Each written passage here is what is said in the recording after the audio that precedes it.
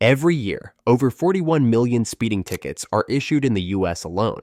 That's one ticket every second. But here's the real kicker. Speeding is a factor in nearly a third of all fatal crashes.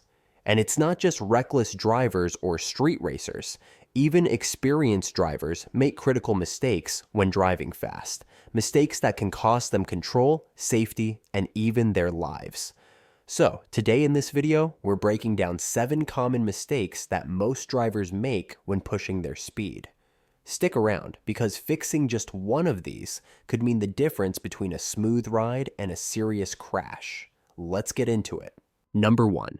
Misjudging braking distance at high speeds. One of the most dangerous mistakes drivers make when speeding is seriously underestimating how much distance it takes to stop. At 30 miles per hour, your stopping distance is around 75 feet, but at 60 miles per hour, it jumps to 240 feet, and at 80 miles per hour, you're looking at nearly 400 feet. That's longer than a football field.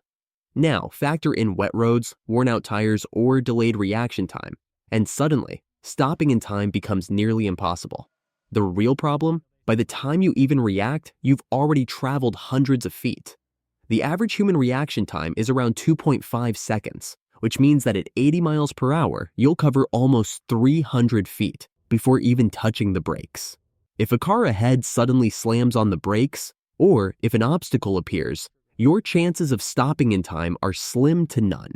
And if you think your high-performance brakes will save you, think again. Physics don't care how good your brake pads are.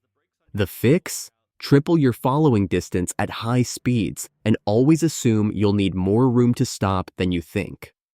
That 2-second rule everyone talks about? It's not enough when you're pushing at high speeds. At the very least, keep 6 seconds of space between you and the car ahead. Number 2. Overestimating tire grip and ignoring tire temperature. Tire grip isn't just about tread. It depends heavily on temperature. If your tires are too cold, they don't stick to the road properly, making braking distances longer and increasing the risk of skidding.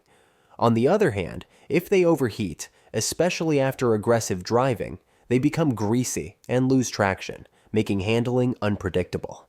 Here's the reality. Street tires perform best in a specific temperature range, typically between 50 degrees Fahrenheit and 100 degrees Fahrenheit. Below that, they feel stiff and slippery. In performance driving, pros warm up their tires first for better grip, but most regular drivers hit the gas immediately, expecting full traction. Even worse, wet roads reduce grip by up to 50%, making it even easier to lose control. The fix? Before pushing your car hard, give your tires time to warm up, especially in cold weather. If it's raining or below 50 degrees Fahrenheit, drive conservatively because you won't have as much grip as you think. And if your tires feel slippery even on dry pavement, it might be time for a new set because once you lose traction at high speeds, there's no getting it back.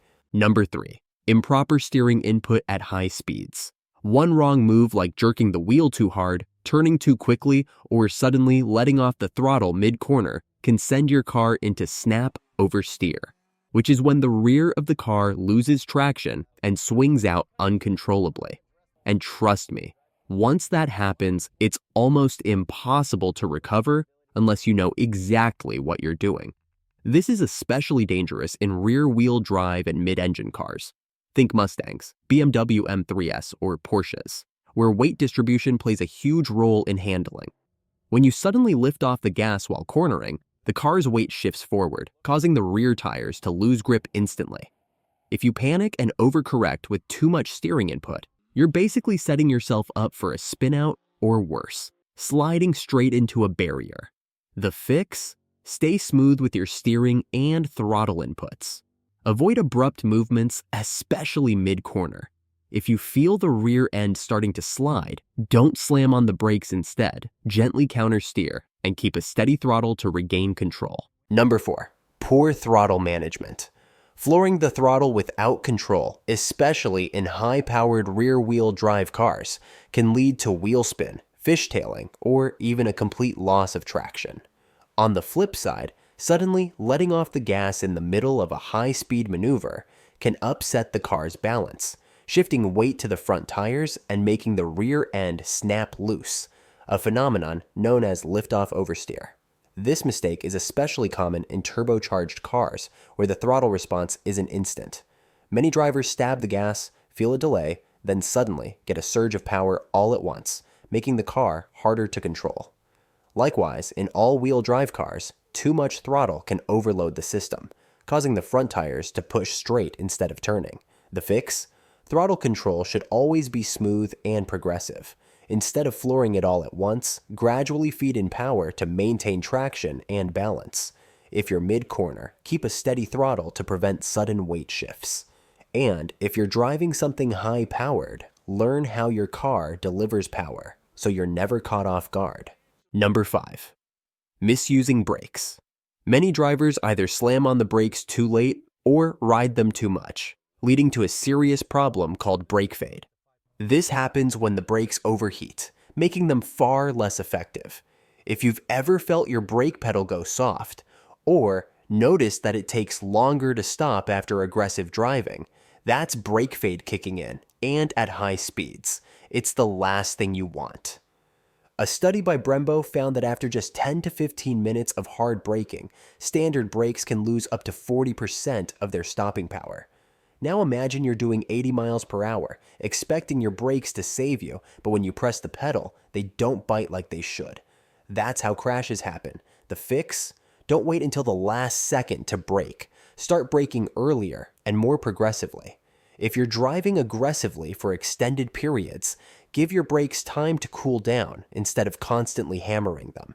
And if you plan on high-speed driving often, consider upgrading to performance brake pads or ventilated rotors. Number 6. Ignoring wind resistance and aerodynamics. The faster you go, the more air pushes against you. The drag force doesn't increase linearly. It doubles every time speed increases by 20 miles per hour. That's why cars feel planted at 50 miles per hour, but at 100 miles per hour or more, they start feeling floaty and unstable. Lightweight cars, especially ones without proper aerodynamic design, can experience high-speed lift, where the front or rear end loses stability. Even high-performance cars like Mustangs and Camaros can feel twitchy at 120 plus mph if they lack proper aero aids like spoilers or diffusers. Worse, crosswinds or passing large trucks at speed can suddenly push your car sideways, making it harder to maintain control. The fix? Respect your car's aerodynamic limits. If your car starts feeling unstable at high speeds, that's a warning sign, not a challenge. Keep a firm but relaxed grip on the wheel. Avoid sudden movements, and never assume your car can handle speeds just because it has a high top speed. Even the best sports cars are engineered for specific conditions, and if your car wasn't built for high-speed stability, pushing it too far is a gamble you don't want to take. Number 7. Relying too much on driver assistance systems. Modern cars come packed with traction control, lane keeping assist, automatic emergency braking, and stability control, which make driving safer, but they aren't magic. Many drivers push their cars harder than they should, assuming these systems will always save them. But here's the truth. Electronics can only do so much before physics takes over. Taking traction control helps prevent wheel spin, but it can't give you grip where there isn't any. If you're driving fast in the rain and hit a puddle, your tires can still hydroplane, and no computer can stop that. Stability control? It works by braking individual wheels to keep the car stable, but if you enter a corner way too fast, it won't defy momentum. And automatic braking? It's great at city speeds, but at highway speeds, it might not react fast enough to prevent a crash. The fix? Don't let technology make you overconfident. These systems are safety nets, not get-out-of-jail-free cards.